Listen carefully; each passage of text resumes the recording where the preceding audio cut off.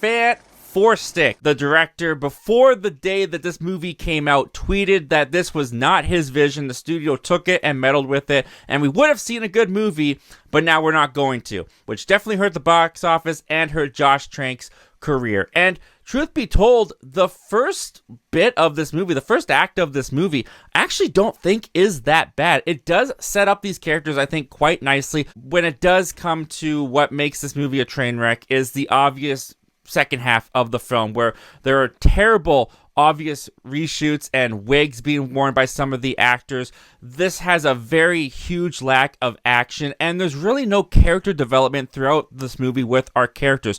Also, Doctor Doom here is really only Doctor Doom by name. He pops up in the third act of this film for seemingly no reason. It just feels like having the obligatory action sequence at the end of a comic book movie that this movie needed to have.